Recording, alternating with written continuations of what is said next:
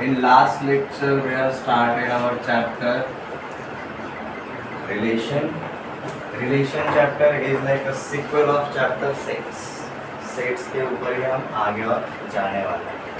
Chapter set के अंदर हमने जो बेसिक ऑपरेशन देखे थे उसमें हमने एक ऑपरेशन ऑब्जर्व नहीं किया था, that was product of sets.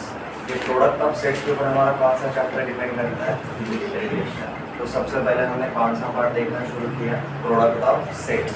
But product of sets का जो रिप्रेजेंटेशन रहता है वो हम नॉर्मली नहीं दिखा सकते, उसके लिए हम ऑर्डर पेयर्स यूज करते हैं। बट ये जो ऑर्डर पेयर्स रहेंगे हम कहाँ पर शो करते हैं? बेसिकली एक कार्टेशियन प्लेन के ऊपर।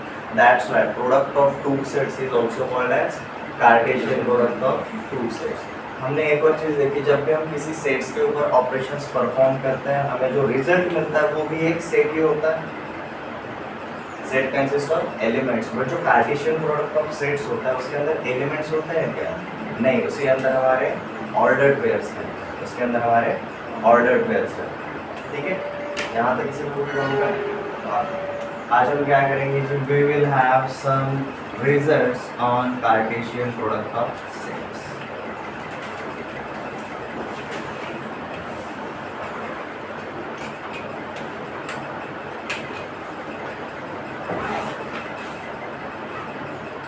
ये रिजल्ट्स मतलब ही हमारे ऑब्जर्वेशन रहेंगे, हमारे फैक्ट्स रहेंगे। अब हम कार्टेशियन प्रोडक्ट को इंट्रोड्यूस करेंगे हमारे जो प्रीवियस चैप्टर वाले ऑपरेशंस थे उनके साथ, like union, intersection, difference and complement. इनके साथ जब कार्टेशियन प्रोडक्ट जाता है तो एग्जैक्टली क्या करें? So for any non-empty sets A, B, C and D,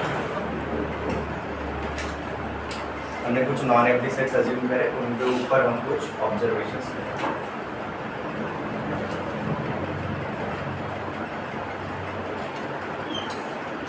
result 1,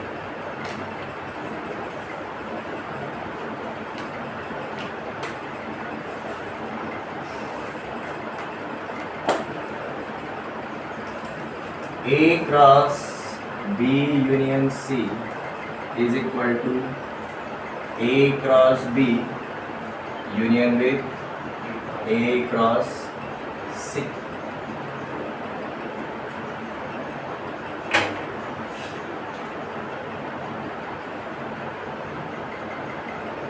A cross B intersection C is equal to A cross B intersection with A cross C. This is just like distributive law जो हमने last chapter में देखा था, distributive law के जैसे। तो हम पहले रिजल्ट के ऊपर हम ऐसा बोल सकते हैं, Cartesian product is distributive over union and intersection. ठीक है, अब हम इसको ना प्रूव करके देखेंगे। ये रिजल्ट मतलब आपके थ्योरम के जैसे हैं, आप हमेशा इनको यूज कर सकते हो।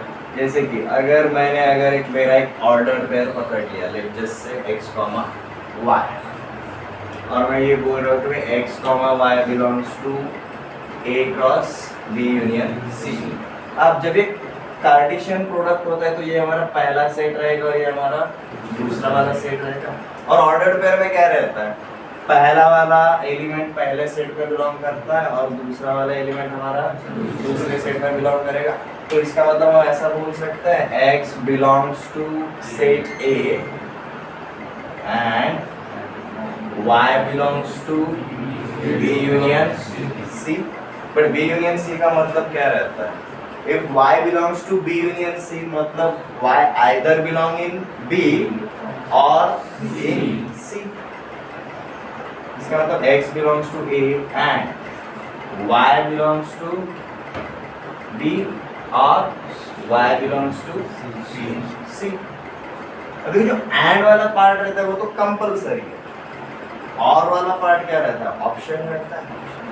तो हम क्या बोल सकते हैं यहाँ पर? x belongs to A and y belongs to B और x belongs to A and y belongs to C, ऐसे ही बोल सकते हैं।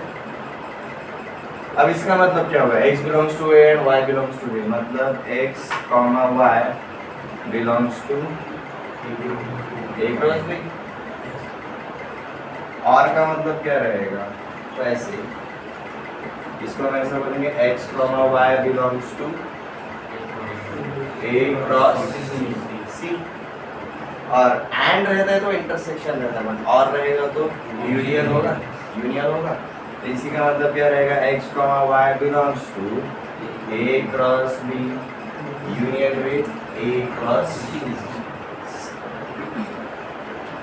Same thing we can check it out for intersection. पहला वाला पार्ट समझ में आ गया, एवरीवन क्लियर? हमें ये हर थ्योरम प्रूव करने की जरूरत नहीं पड़ेगी, बट क्रॉस प्रोडक्ट जब भी रहेगा, सॉरी कार्टेशियन प्रोडक्ट जब भी रहेगा, आपके क्रॉस साइन का फर्स्ट सेट कौन सा, क्रॉस साइन के बाद वाला सेट कौन सा, उसी के अकॉर्डिंग हमारे ऑर्डर पेयर्स जो रहेंगे उनके अंदर के एलिमेंट्स डिस्ट्रीब्यूट हो जाते हैं। ठीक है, क्या होगा, एटलीस्ट फर्स्ट रिजल्ट के लिए हमारा अंडरस्टैंडिंग कैसा रखा होगा, नोट करो।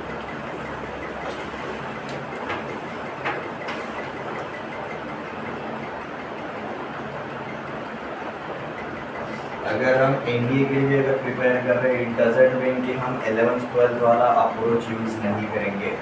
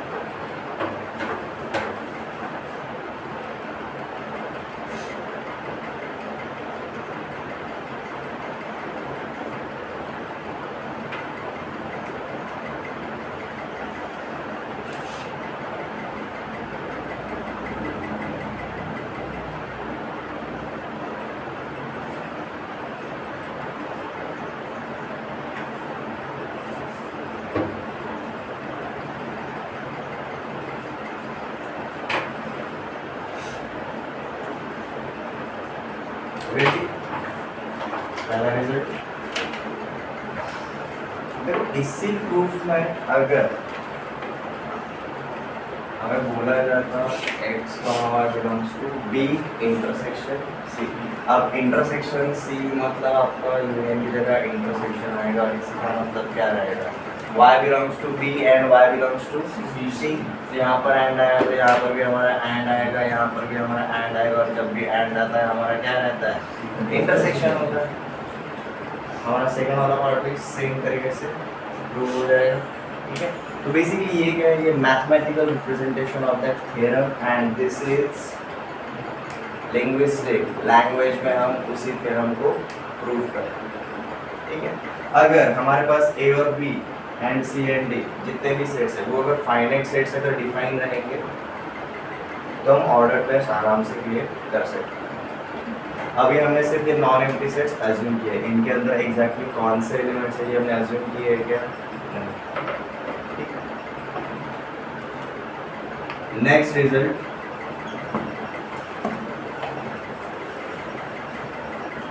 A cross B minus C is equal to A cross B minus A cross C।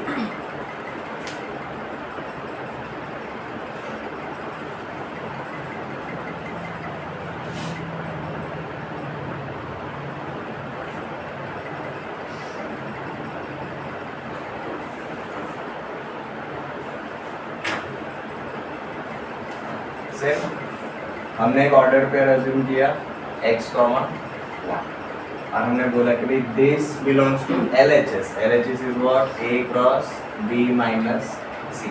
इसका मतलब क्या रहता है, x belongs to A and y belongs to B minus C. अब इसका लैंग्वेज में मतलब क्या रहता है, भाई x belongs to A and y belongs to B but not C. X belongs to A and Y belongs to B. Sorry, yes. And X belongs to A, but Y does not belong to C. C.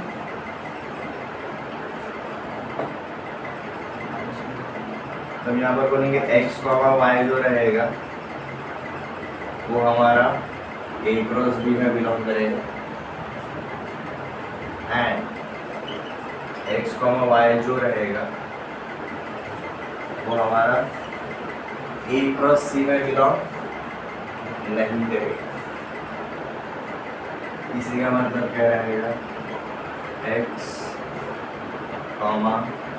y belongs to A cross B. does not belong मतलब difference होगा A cross. तो basically आपके 4 से 5 statement में हर एक result को आप prove कर सकते हो. बट ये कैसे जाएगा, जो ऑर्डर्ड पेयर का जो मेथड रहता है उसी कंसेप्ट को फॉलो करेगा. First element of ordered pair will belong to first set, second element will belong to second set.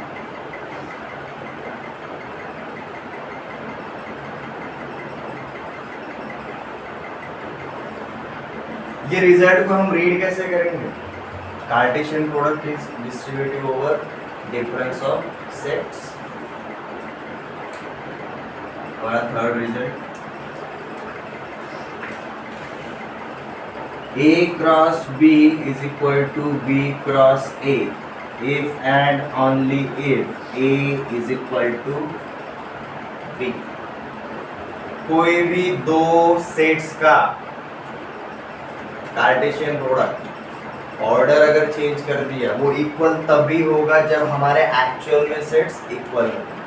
अगर दो अलग अलग सेट है A एंड B तो कभी भी A क्रॉस B और B क्रॉस A इक्वल नहीं रहते, कभी भी नहीं रहते. बट अगर वो रहते हैं कब रहेंगे, जब हमारा दोनों के दोनों सेट्स कौन से रहेंगे, सेट्स रहेंगे इक्वल सेट्स हैं, उनके अंदर के सारे एलिमेंट्स सेम है, कार्डिनलिटी भी सेम है.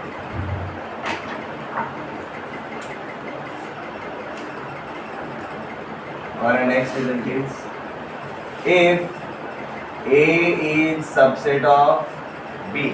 इसका मतलब क्या रहेगा, A सेट हमारा छोटा वाला सेट रहेगा और B हमारा बड़ा वाला सेट रहेगा. If A is subset of B, then A cross A, then A cross A is subset of A cross B intersection B cross A.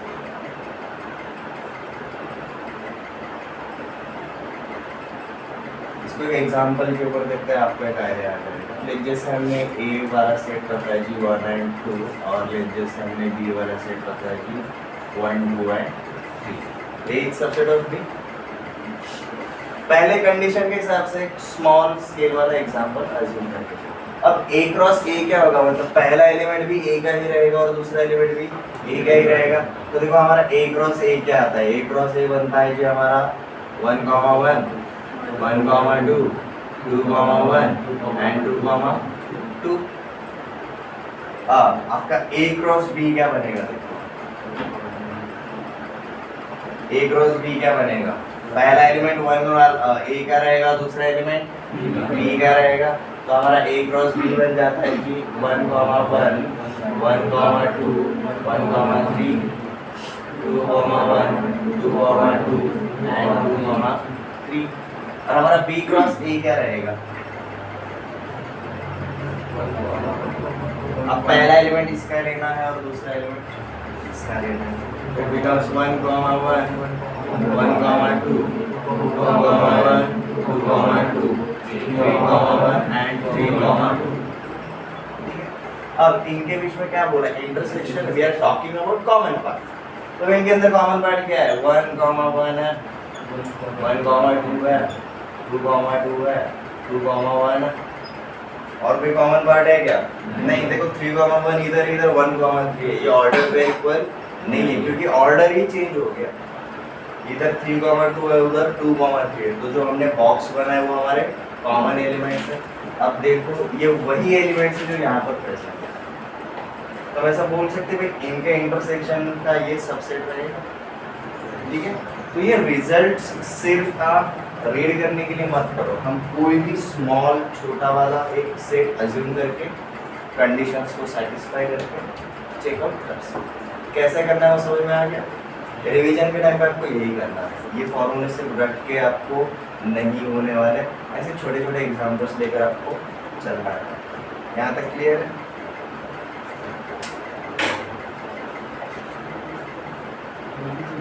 हाँ जी, इतना है, लगेगा जी।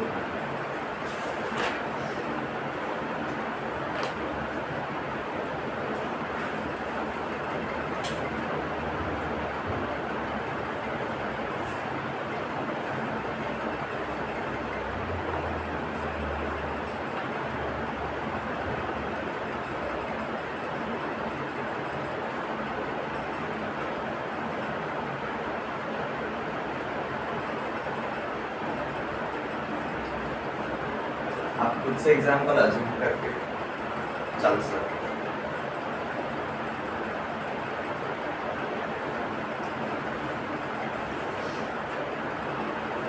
डोंट वरी, हमारे ज़्यादा रिजल्ट्स नहीं, सिर्फ 10 ही है।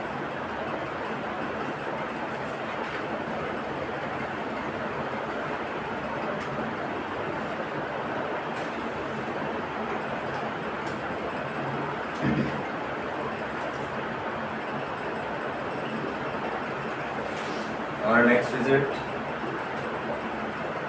If A is subset of B, then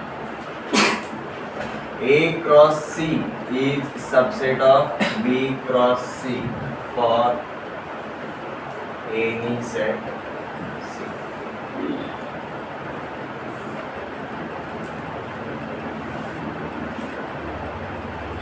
ये वाला कैसे सेंस करेगा, नंबर के चक्कर में पकड़ के चलो। हम ऐसा बोलेंगे 2 इज लेस देन 5, और अगर दोनों साइड पे अगर सेम नंबर से अगर मल्टीप्लाई किया, जैसे मैंने 3 से मल्टीप्लाई किया, 2 3 जा 5 3 जा, ये भी वैसे ही इनइक्वालिटी चेंज हुआ, उनके बीच में जो रिलेशन था वो चेंज हुआ। Similarly if A is subset of B, दोनों साइड पे अगर आप क्रॉस प्रोडक्ट करते हो, कार्टेशियन प्रोडक्ट किसी और सेट्स को लेकर अगर आप करते हो, तो भाई उनके बीच में जो रिलेशन है वो चेंज हो रहा है क्या? नहीं।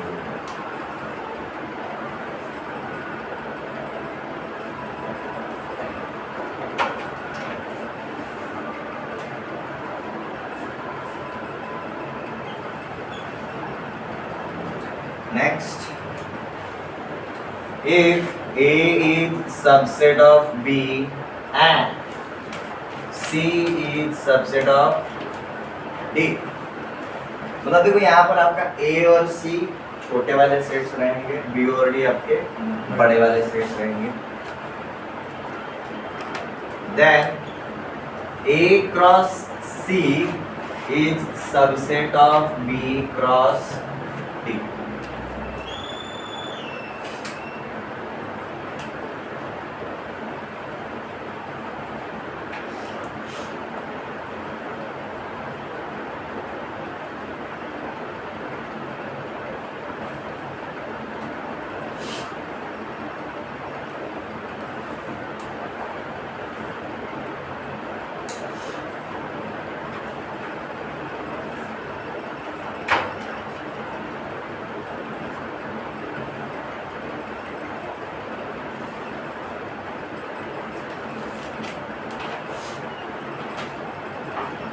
A cross B intersection with C cross D is equal to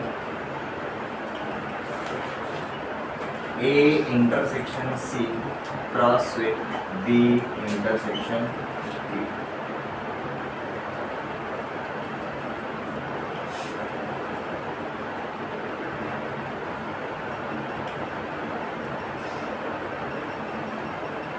अब मैं यहाँ पर कोई भी 4 सेट्स अज्यूम करके चल सकता है या फिर आप उल्टा भी पकड़ के चल सकते हो। अब ये सी और डी की जगह इसी को अगर मैं दूसरे वाले चैप्टर में लेकर लिखता हूँ like A cross B intersection with B cross A is equal to A intersection B cross with B intersection A. यहाँ पर 4 अलग अलग सेट या फिर 2 अलग अलग सेट, बट इनके बीच में देखो कौन सा वाला ऑपरेशन होगा, intersection. Intersection is the only operation जो सिर्फ सेट्स के ऊपर परफॉर्म होता है।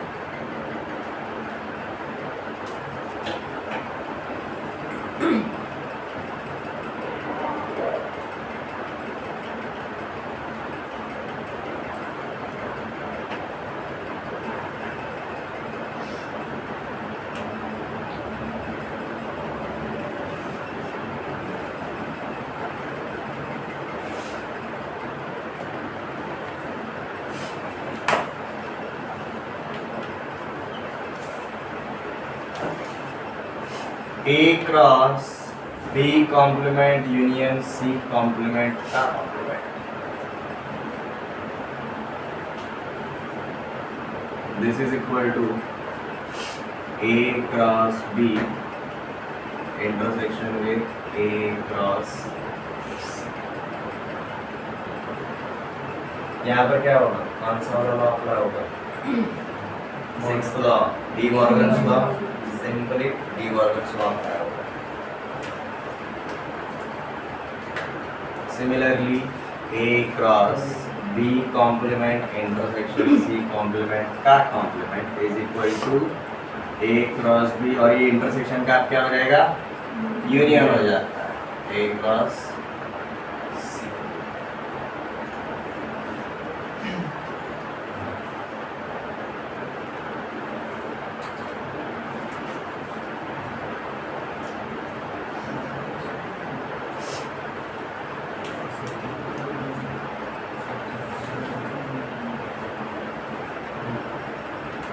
If A cross C is equal to B cross C, if A cross C is equal to B cross C, इसका मतलब क्या रहेगा, A is equal to B, तभी पॉसिबल होगा। ये हमारा इसके साथ मेन था वो रिजल्ट वाले केस का। एक ही सबसेट ऑफ दी दोनों साइड पे किसी भी सेट से मल्टीप्लाई कर दो, वो तो हमेशा सबसेट ही रहेगा। ये उल्टा भी देख सकते हो, अगर ए और बी अगर इक्वल है तो दोनों साइड पे मैंने सी से मल्टीप्लाई किया तो भी वो इक्वल ही रहेंगे। तो उसी को हमने रिवर्स प्रोसेस में देखा।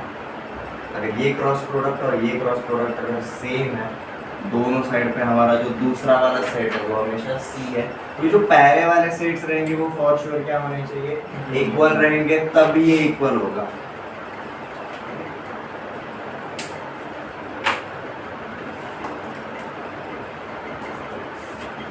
हमारा final result, if set A and set B have n elements in common,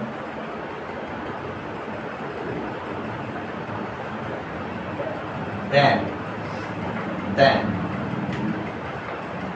A cross B and B cross A have n square elements in common.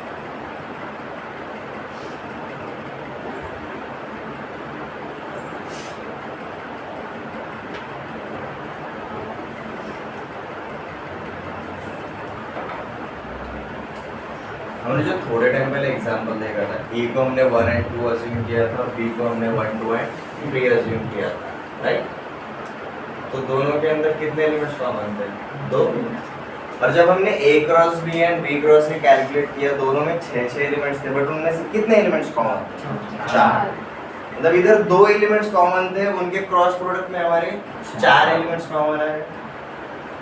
If A and B are n elements in common, then their cross product, their Cartesian product will have n square elements in common. ये facts हैं। आपको question solve करते time इनको refer करना है, इनको रट्टा मारने के चक्कर में मत पड़ो, इनको अंडरस्टैंड करो। अंडरस्टैंड करने के लिए हम स्मॉल सेट्स जो रहता है, सिंगलटन सेट से बड़ा, इन्फिनिट सेट से छोटा, 2 या फिर 3 एलिमेंट्स में कोई भी सेट्स आप अज्यूम करके ये प्रॉपर्टीज उनके ऊपर क्रॉस चेक कर सकते हैं, ठीक है?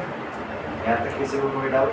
ये रिजल्ट्स रीड कर लोगे आपको आराम से आइडिया आ जाता है, बट रीड करने का एक प्रॉपर तरीका रहता है। जैसे कि हमारा पहला वाला result, Cartesian product is distributive over union and intersection, हमें इस तरीके से रीड करना है।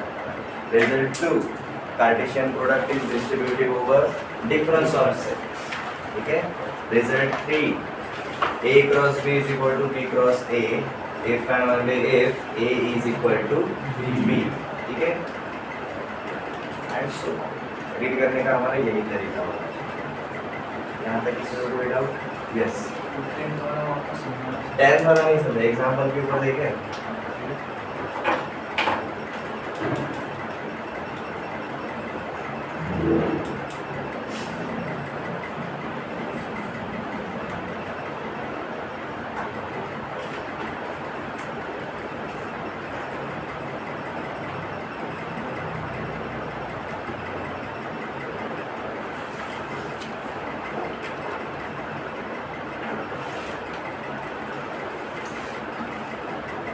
अब ए और बी के अंदर कॉमन एलिमेंट्स कितने हैं?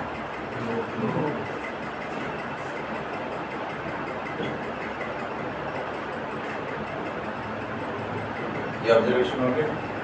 अब उन्होंने क्या बोला, ये इफ वाला जो पार्ट रहता है वो कंडीशन है, और देन से अगला वाला जो पार्ट रहता है वो रिजल्ट है।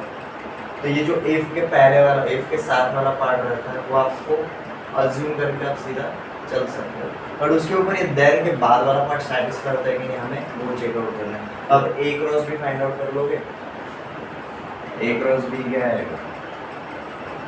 P comma P, Q comma P, P comma Q, Q comma Q, P comma R, Q comma R।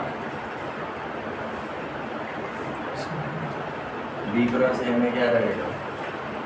पहला एलिमेंट B वाला रहेगा, दूसरा एलिमेंट हमारा A वाला रहेगा। तो P comma P, Q comma P, R comma P, P comma Q, Q comma Q and R comma Q। अब इनके अंदर कितने कॉमन एलिमेंट्स हो चुके हैं? P comma P, ये वाला पार्ट कॉमन है। P comma Q, Q comma, कितने एलिमेंट्स कॉमन मिले? 4 मिले।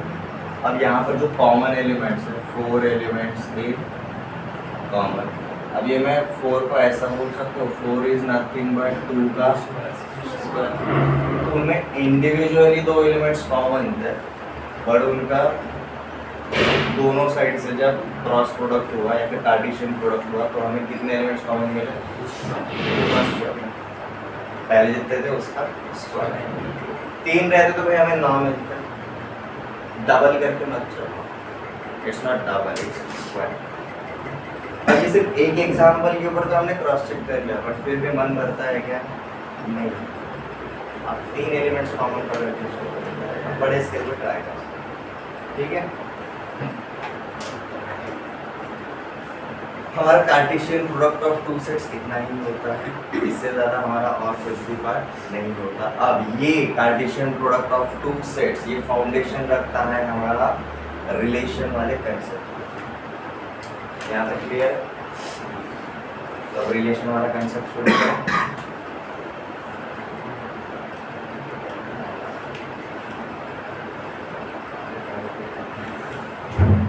जब भी कोई फॉर्मूला रहता है, जब भी कोई थ्योरम रहता है, जब भी कुछ ऑब्जर्वेशन रहता है, फैक्ट रहती है, स्मॉल स्केल वाले सिंपल वाले एग्जांपल्स लेकर चलो।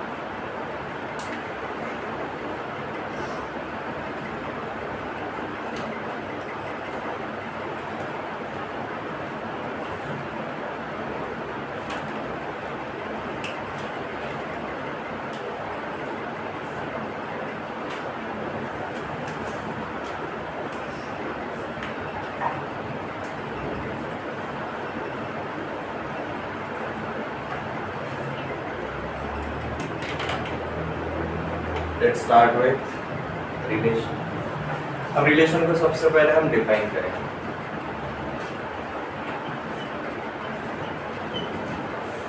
अभी एग्जैक्टली रिलेशन होता क्या है, इसके लिए हमें कार्टेशियन प्रोडक्ट की जरूरत क्यों पड़ती है?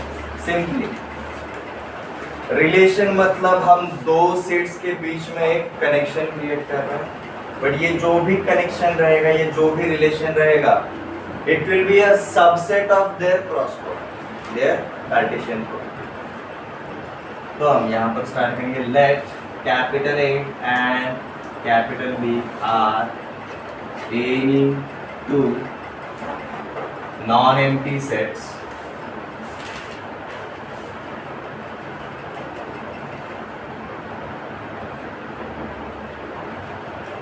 then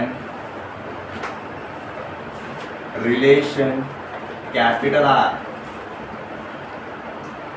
from set A to set B is represented as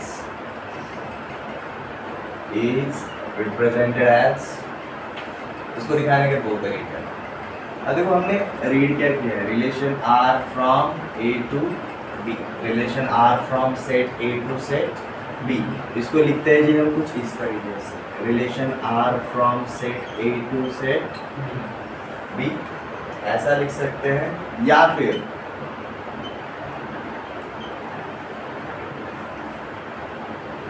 A और B किसके थ्रू रिलेट हो रहा है? R के through.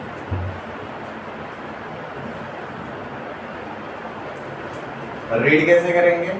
Relation R from set A to set B, या फिर relation R from A to B, but relation बोलना जरूर। इसको इस तरीके से रिप्रेजेंट करेंगे।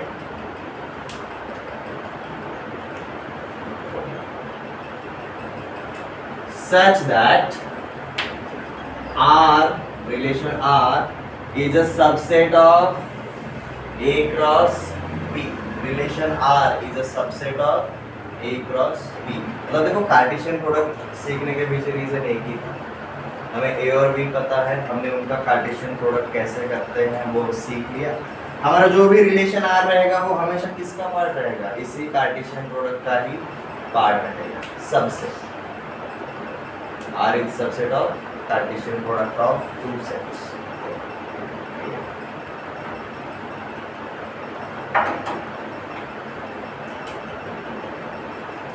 अब जैसे हम इसको एक एग्जांपल में लेकर चलते हैं। मेरा सेट A अगर रहता है A, B, और अगर मेरा सेट B अगर रहता है जी P, Q एंड R, तो मेरा A क्रॉस B क्या है? मेरा पहला एलिमेंट A वाला रहेगा, दूसरा एलिमेंट B का रहेगा, तो ये आ जाएगी जी मेरा A, P, A, Q, A, R, या फिर B, P, B, Q, B, R। तो मेरा जो रिलेशन R रहेगा, ये एलिमेंट्स में से कोई भी अगर एलिमेंट आता है, कितने भी अगर एलिमेंट आता है, बट जो भी आएंगे इसमें से आएंगे हमेशा A क्रॉस B से ही आएंगे। और next R is subset of A cross B का मतलब क्या रहता है? सबसेट का मतलब it will be smaller set, A cross B will be superset of relation R। If R is subset of A cross B, then A cross B is superset। मतलब R का highest value कितना जाएगा? A cross B, R का ये highest value है, but other than that R हमेशा इससे तो छोटा ही होगा, अगर इक्वल नहीं रहेगा तो हमेशा इससे छोटा ही रहेगा। तो जैसे अब मैंने यहाँ पर अगर बोला R1 R2 और R3 ऐसे में कुछ रिलेशंस लेकर चल रहे हैं, तो यहाँ पर लिया जी A, P and B, R। यहाँ पर बोला जी मैंने A, P, A, Q, B, P, A, Q, A, R, B, Q and B, R। अब ये R1 वाले रिलेशन में 2 एलिमेंट्स है, R2 में 3 है और R3 में 4 है, बट ये अंदर के सारे एलिमेंट्स A क्रॉस B का पार्ट है। हम यहाँ पर ऐसा बोल सकते हैं R1 is subset of A cross B, R2 is subset of A cross B, R3 is subset of A cross B। तो हम क्या बोलेंगे भाई, R1 R2 R3 are relations from A to B। समझ में आया? थ्योरेटिकल पार्ट तो देख लिया, एग्जाम्पल भी नोट डाउन कर।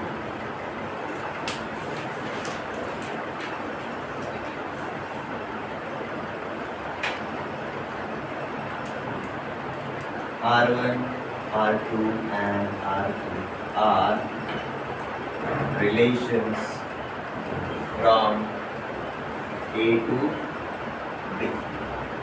अब हम ये क्यों बोल सकते हैं, क्योंकि हमारा ये observation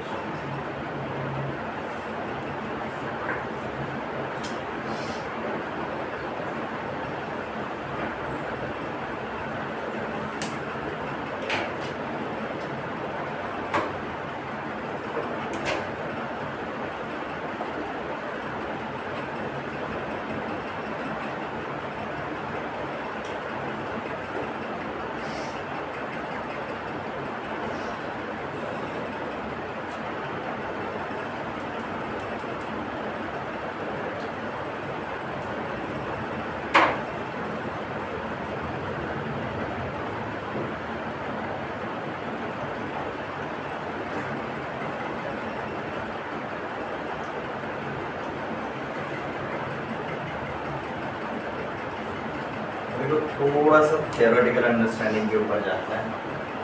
If R is subset of A cross B, then obviously R का जो कार्डिनैलिटी रहेगा वो A cross B से छोटा ही रहेगा most of the time। But if R is subset of A cross B, तो भाई A cross B का जो पावर सेट रहेगा उसके अंदर सारे पॉसिबल रिलेशंस आएंगे। पावर सेट क्या होता है? It is a set of all subsets. It is a set of all subsets. तो भाई A क्रॉस B के जितने सबसेट्स हो सकते हैं उतने A क्रॉस B के ऊपर कितने रह सकते हैं? रिलेशंस हो सकते हैं। अब हम यहाँ पर क्या देखेंगे जी, अगर हमें सेट A और B अगर दिया रहेगा तो कितने पॉसिबल रिलेशंस हो सकते हैं? तो total number of relations,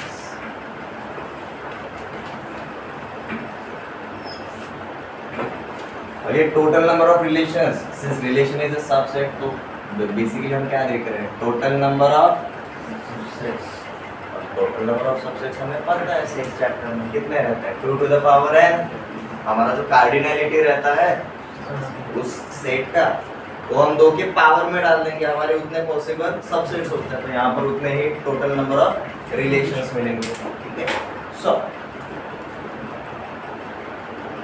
let number of elements in A is equal to m and number of elements in B is equal to n, then हमने ऑब्जर्व क्या किया था? Number of elements in A cross B is equal to m into n।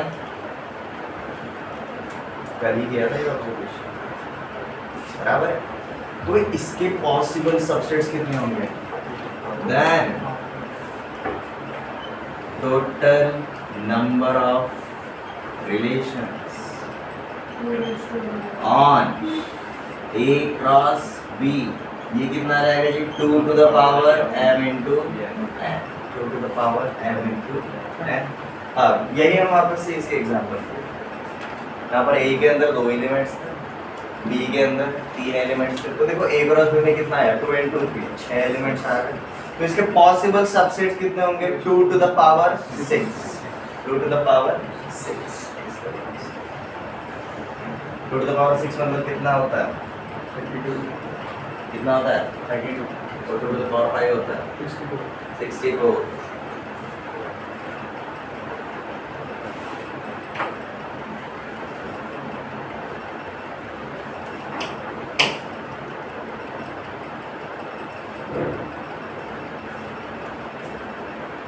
तो मैं आपको एक example देता हूँ, आपको रिकॉग्नाइज करना है कि हमारा कौन सा वाला रिलेशन है और कौन सा वाला नहीं है। लेट जैसे हमारा सेट है A B C and D and हमारा सेट बी है P Q R and S.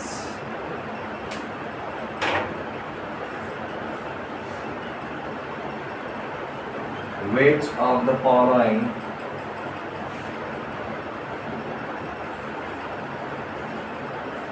is a relation from A to D?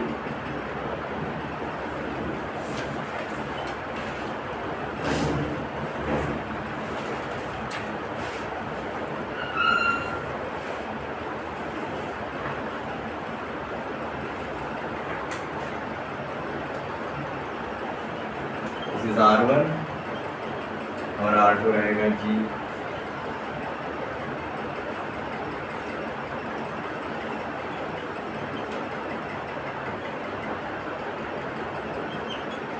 ये रहेगा हमारा R2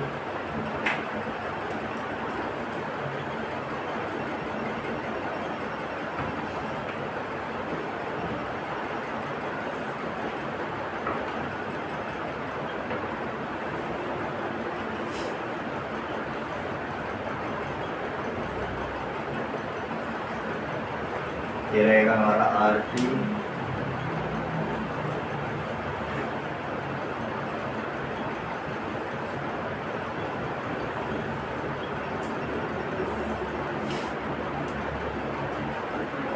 और ये रहेगा हमारा R। ठीक है, सबसे पहले हमें रिलेशन कहाँ से कहाँ तक देखना है, A से लेकर D तक।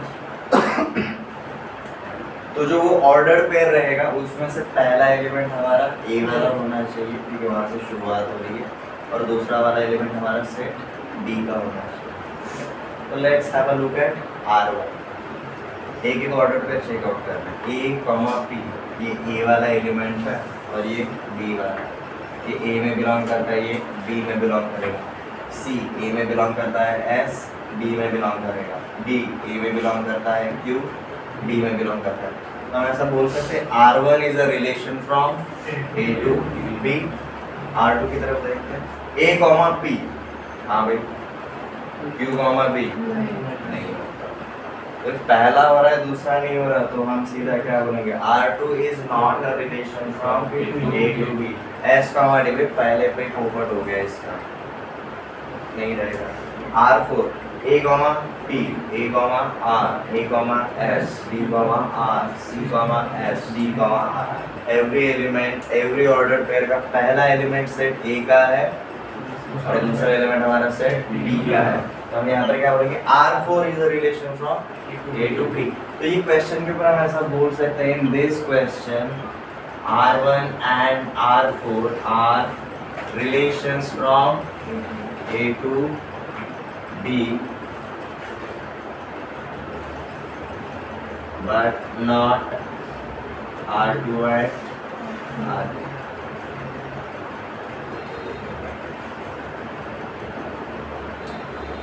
देखो मैथ के लिए आपको सिर्फ मेमोरी अच्छा होना जरूरी नहीं है, आपका ऑब्जर्वेशन भी बहुत जरूरी है।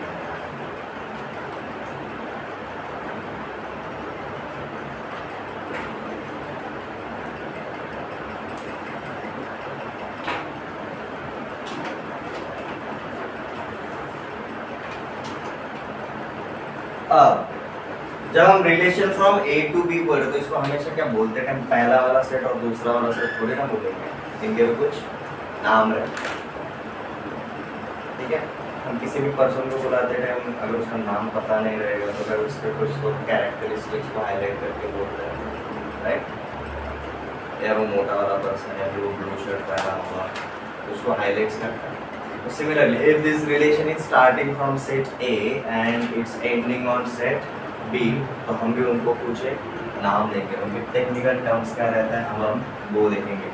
टोटल नंबर ऑफ रिलेशन समझ में आ गया। रिलेशन क्या रहता है, relation is a subset of Cartesian product. Relation is a subset of Cartesian product.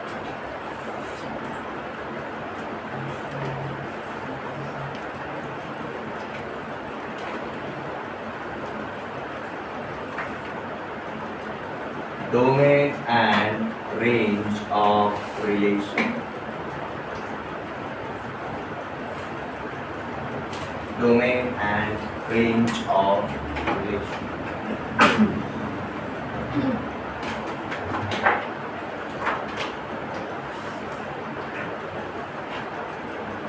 Let capital R is the relation from A to B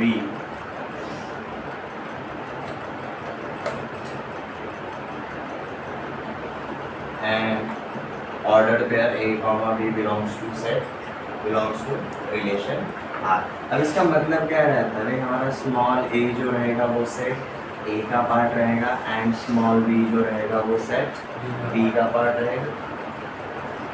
ठीक है, तो इसमें से जो पहला वाला सेट और दूसरा वाला सेट जो हम अब तक इस तरीके से नोमेनक्लेचर करते थे, अब इसके ऊपर हम जाएंगे from A to B। But आगे जाने से पहले ये डोमेन एंड रेंज, ये जो वर्ड्स हैं उनका मीनिंग हमें पता होना चाहिए। डोमेन का मतलब क्या है?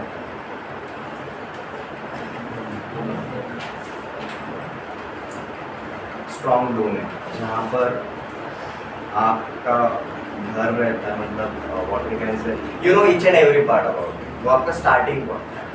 ठीक है, रेंज मतलब क्या रहता है? वो आपका एंड पार्ट रहेगा, एंडिंग पॉइंट। लाइक आपका सेल फोन का टावर अगर नहीं आ रहा तो हम क्या बोले, हम रेंज में नहीं है। क्यों?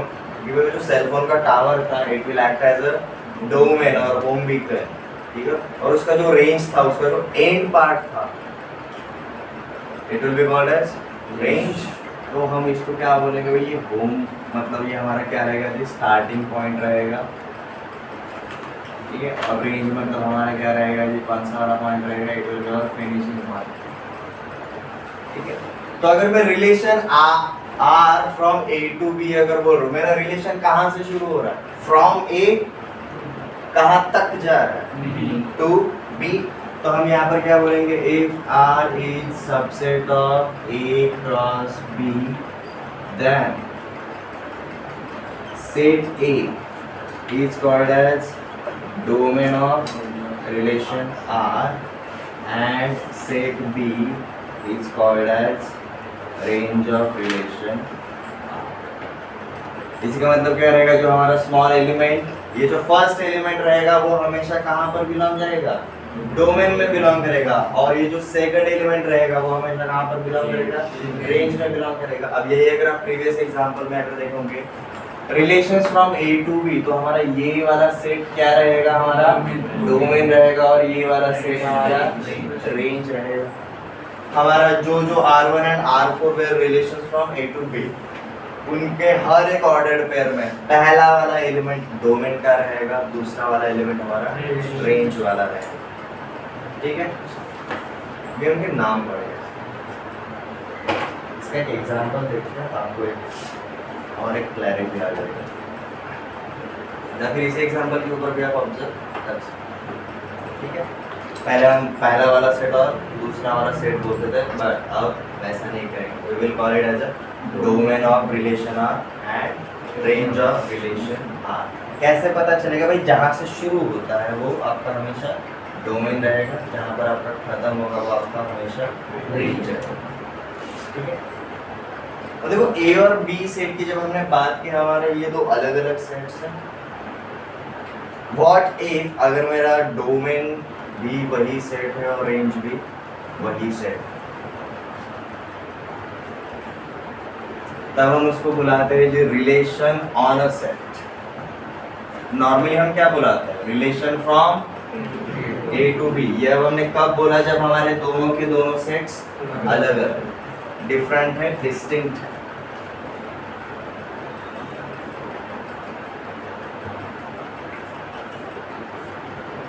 तो इसी का छोटा सा वाला part, relation on A set. ये क्या है? When domain of a relation and the range of a relation are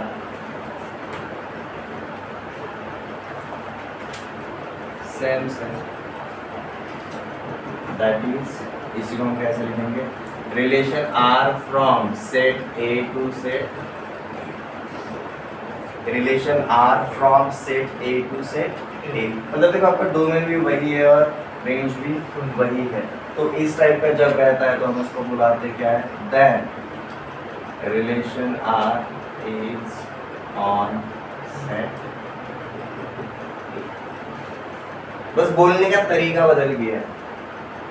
अगर तो अलग अलग रहते थे, relation R from A to B, अब आपका डोमेन और रेंज सेम है। Relation R on set A, शुरू भी वहीं पे होगा, वहीं से होगा और खत्म भी वहीं पर होगा।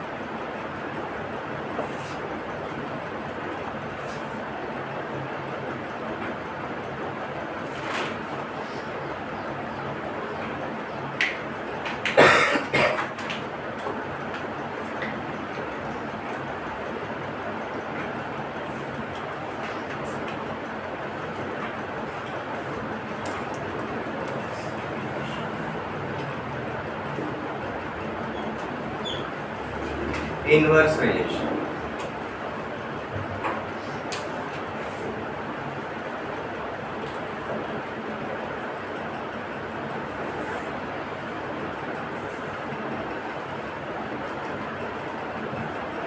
इनवर्स रिलेशन के ऊपर जाने से पहले रिलेशन को हम अच्छे से अंडरस्टैंड कर लेते हैं।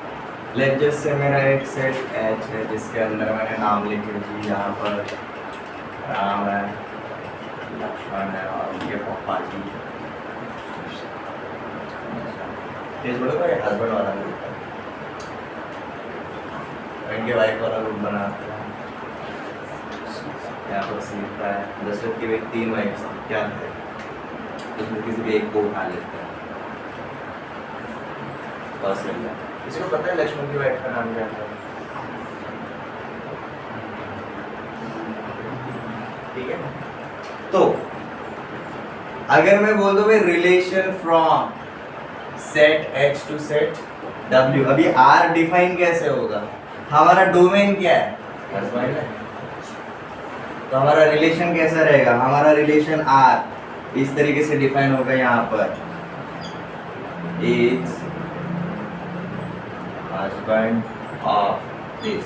यहाँ पर डोमेन वाला पार्ट आएगा, यहाँ पर रेंज वाला पार्ट आएगा। एक एलिमेंट उठा लिया, Ram is husband of Sita, Lakshman is husband of Urmila.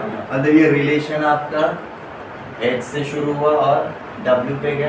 अब इनवर्स रिलेशन का मतलब क्या रहता है? अब यही अब उल्टा होगा, सीता इज हस्बैंड ऑफ नहीं होगा, सीता इज वाइफ ऑफ होगा। रिलेशन उल्टा कैसे हुआ समझ में आ गया? ठीक है, क्लियर? तो मतलब क्या होगा? सिर्फ आपका डोमेन और रेंज, पहला वाला जो रिलेशन था वो डोमेन से शुरू हो रहा था और आपका रेंज पे खत्म होता था। इनवर्स रिलेशन अब यहाँ से रेंज से शुरू होगा और डोमेन पे खत्म होगा। ठीक है,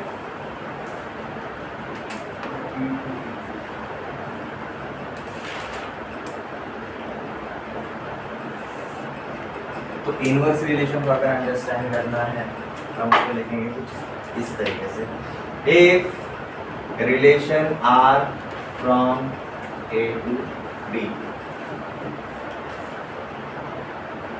represents, if R from A to B represents a relation, then inverse of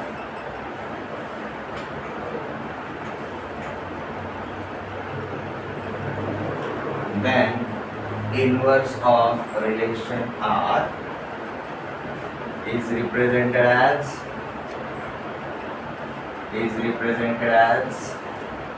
हम उसको सीधा रेसिप्रोकल को जो साइन रहता है ना उसके हिसाब से लिखेंगे। R इनवर्स हम उसको लिखेंगे कैसे?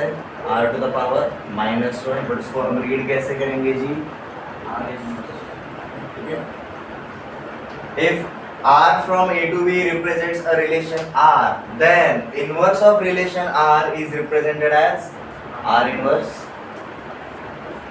such that R inverse is a relation from B to A.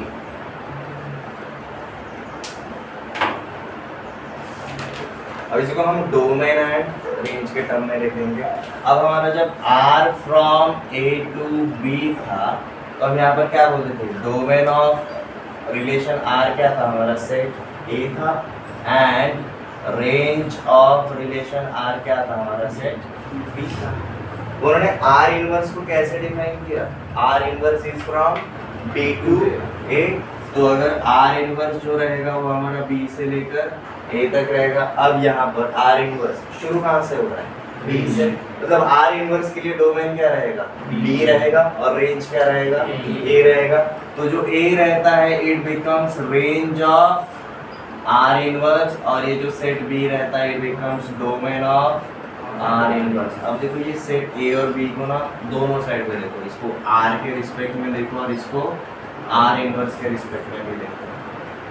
Set A R के लिए अगर डोमेन है तो R इनवर्स के लिए रेंज रहेगा।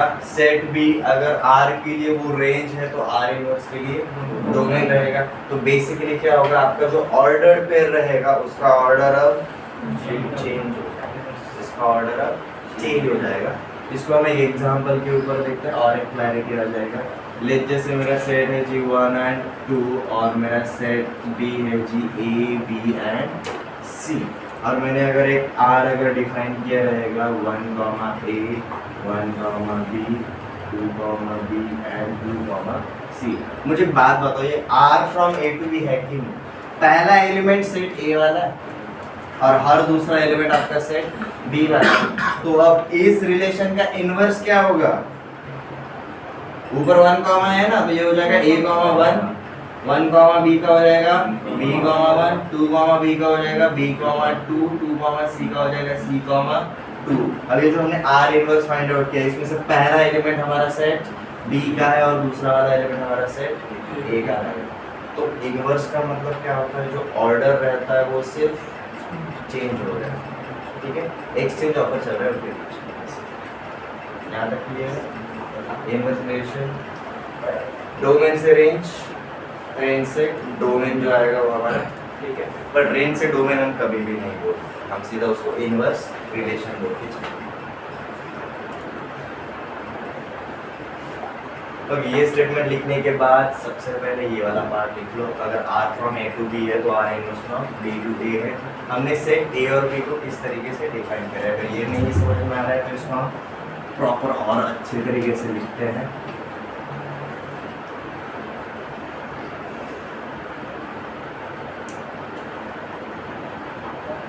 Domain of R is given as set A, which also acts as a range of R inverse. Range of R, that is set B, will act as a domain of R inverse. Inverse relation तब भी exist करेगा जब actual में आपका relation exist करेगा। ऐसा कभी नहीं होगा कि भाई R इनवर्स एग्जिस्ट कर रहा है बट R का आता पता कुछ नहीं, ऐसा कभी नहीं होगा। सबसे पहले हमारा क्या एग्जिस्ट करेगा, रिलेशन R एग्जिस्ट करेगा, उसी के बाद उसका इनवर्स एग्जिस्ट कर सकता है। बेसिकली दोनों जब भी रहेंगे साथ में रहेंगे, एक तो दोनों रहेंगे या फिर दोनों के दोनों नहीं रहेंगे। ऐसा कभी नहीं होगा कि सिर्फ एक एग्जिस्ट कर रहा है और दूसरा एग्जिस्ट नहीं करेगा, ऐसा कभी नहीं होगा। तो जब भी एक रिलेशन रहेगा उसका इनवर्स रिलेशन भी एग्जिस्ट करेगा ही करेगा।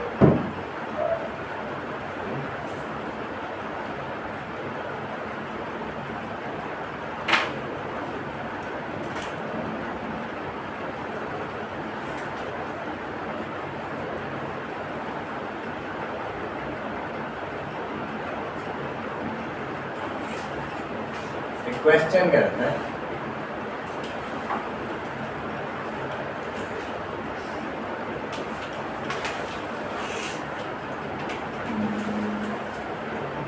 R is a relation from set A to set A such that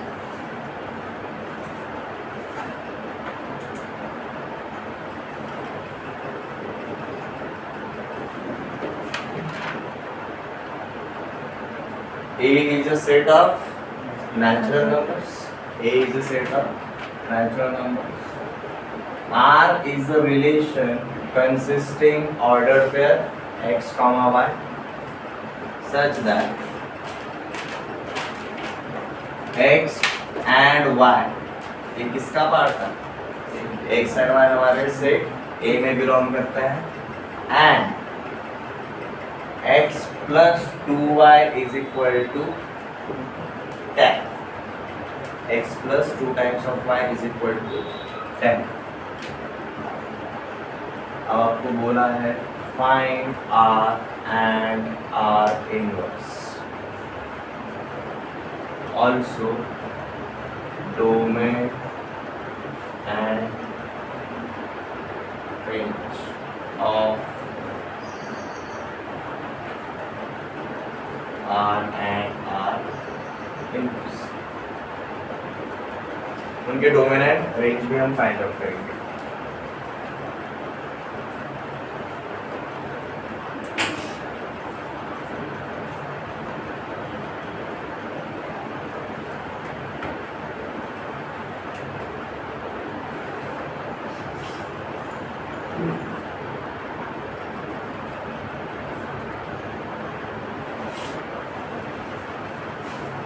R is a relation on set A. On set A क्यों बोला? क्योंकि भाई डोमेन भी A है और रेंज भी A है. Such that A is a set of natural numbers. और रिलेशन R भी डिफाइन करना उन्होंने जरूरी है. रिलेशन R कैसा रहेगा? ऑर्डर्ड पेयर्स वाला ही रहेगा. इसके अंदर उन्होंने ऑर्डर्ड पेयर डिफाइन किया है x, y. बट x और y के बीच में भी रिलेशन रहेगा. x और y कहाँ पर बिलोंग करेंगे? A में बिलोंग करते हैं. बट x एंड y के बीच में रिलेशन उन्होंने क्या दिया है कि x plus 2y is equal to 10. ये होना चाहिए तब भी x, y आएगा. ठीक है. अब हम यहाँ पर क्या कर सकते हैं? x का कुछ वैल्यू अज्यूम किया तो y मिल जाएगा, या फिर y का वैल्यू कुछ अगर अज्यूम किया तो हमें क्या मिल जाएगा? x मिल जाएगा. तो हमारा चॉइस है. बट ये x और y जो भी रहेंगे वो कहाँ पर बिलोंग करने चाहिए? सेट A में आने चाहिए. लेट्स जस्ट से अगर हम इसको फाइंड आउट करना चाहते हैं x plus 2y is equal to 10. अगर मैंने x को अगर 1 अगर अज्यूम किया तो मुझे y का वैल्यू क्या मिलता है? x को अगर मैंने 1 अज्यूम किया, 1 plus 2y is equal to 10 means 2y is equal to 9 means y is equal to 9/2. ये आपका नेचुरल नंबर है क्या? तो मतलब x is equal to 1 इसको सेटिस्फाई करता है क्या? नहीं करता. ठीक है. अब आपका एक डाउट रहेगा, सर हम क्या ये बार बार चेकआउट करते बैठेंगे क्या? हाँ जी करेंगे. बट आपको अप्रोच में समझ में आना चाहिए कि मैं क्या अज्यूम करूं. लेट्स जस्ट से मैंने अब y को अगर अज्यूम करना शुरू किया तो मुझे काफ़ी इजीली वैल्यूज मिल जाते हैं. रीज़न क्या है? y के साथ जो है वो कैलकुलेशन में ही कैंसिल हो जाएगा. ठीक है. जैसे कि अगर मैंने y इज इक्वल टू 1 अगर अज्यूम किया तो मुझे x का वैल्यू क्या मिलता है? मुझे x का वैल्यू मिलता है 8. मैंने अगर y का वैल्यू अगर 2 अज्यूम किया, 2 2 जा 4 तो मुझे x का वैल्यू मिलता है 6. अगर मैंने y का वैल्यू अगर 3 अज्यूम किया तो x का वैल्यू मिलता है 4. मैंने y is equal to 4 assume किया तो x का वैल्यू मिलता है मुझे 2. मैं y इज इक्वल टू अगर 5 अज्यूम अगर करता हूँ तो मुझे x का वैल्यू मिलता है 0. But this is not a natural number. 0 is not a natural number. तो हमें क्या पता चला भाई? y नेचुरल नंबर 1 से शुरू होता है, वहाँ से हमने अज्यूम करना शुरू किया. सिर्फ 4 तक ही हमारे रिलेशन R को सेटिस्फाई होने वाले वैल्यूज हमें मिलते हैं. अब जैसे ये हो गया, आपको x और y का वैल्यू मिल गया. अब x, y क्या शो करेगा? एक ऑर्डर पे. और ये ऑर्डर पे किसका पार्ट है? रिलेशन R का पार्ट रहेगा. तो हम यहाँ पर बोल सकते हैं मुझे रिलेशन R मिल जाता है कुछ इस तरीके से 8, 1, 6, 2, 4, 3, 2, 2, 4. ये क्या बन जाता है मेरा रिलेशन R. जैसे ही R मिल गया हम क्या फाइंड आउट कर सकते हैं? R inverse. R इनवर्स मतलब क्या रहता है? इन ऑर्डर्ड पेयर्स का रिवर्स. 8, 1 का हो जाएगा 1, 8, 6, 2 का 2, 6. ये हो जाएगा 3, 4 और ये हो जाएगा 2, 2. ये बन जाएगा हमारा R इनवर्स का पार्ट. हमने पहला वाला फाइंड आउट कर लिया। अब नेक्स्ट क्या बोला, also domain and range of R and R inverse, domain and range of R and R inverse. अब प्रीवियस कंसेप्ट में क्या दिख रहा है, अगर हमने डोमेन ऑफ आर निकाल लिया तो वही क्या रहता है, रेंज ऑफ आर इनवर्स। अगर हमने रेंज ऑफ आर निकाला तो हमें क्या मिलता है, डोमेन ऑफ आर इनवर्स। तो भाई आप किसी भी एक का पार्ट फाइंड आउट करो, आपको अपने आप उसके इनवर्स का वैल्यू मिल जाता है। तो लेट जैसे मैंने सबसे पहले फाइंड आउट किया domain of R. Domain of R क्या रहेगा, 8 6 4 एंड 2 ये रहेगा जी मेरा 8 6 4 एंड 2, बट ये खुद क्या रहेगा, it will become range of R inverse. और अब मैं range of R find out करूंगा, रेंज ऑफ आर क्या रहेगा 1 2 3 एंड 4, 1 2 3 एंड 4, और यही क्या बन जाएगा जी हमारा domain of R inverse. It will become domain of R inverse.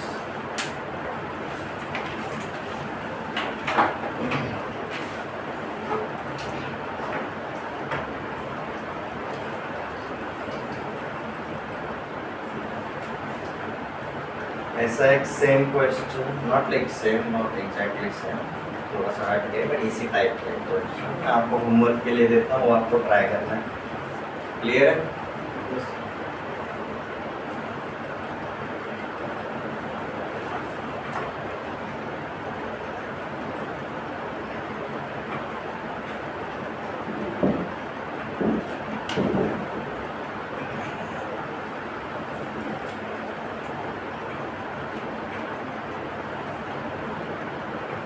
Relation R is on set of integers. if इसको नहीं पता z क्या रहता है, z is set of integers.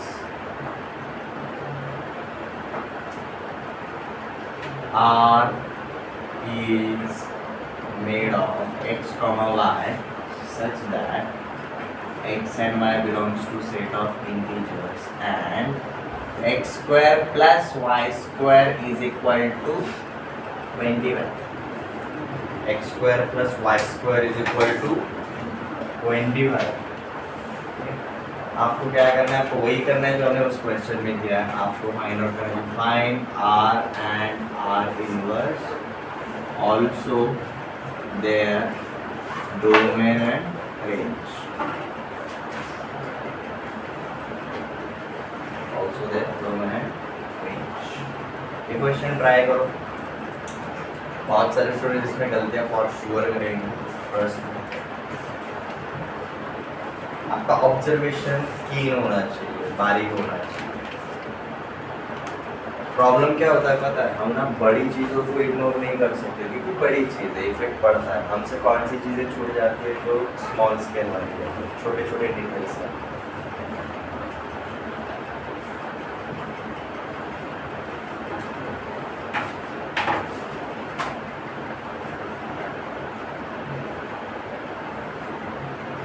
Chapter set के ऊपर तो आपको न्यूमेरिकल क्वेश्चंस कई सारे मिल जाएंगे, बट ये जो चैप्टर रिलेशन है ये बेसिकली थियोरेटिकल अंडरस्टैंडिंग वाला चैप्टर।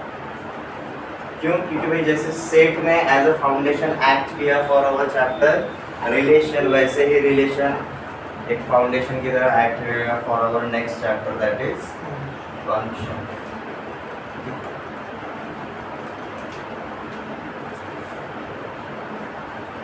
तो नेक्स्ट लेक्चर में हम इसके आगे कंटिन्यू करेंगे। ठीक है।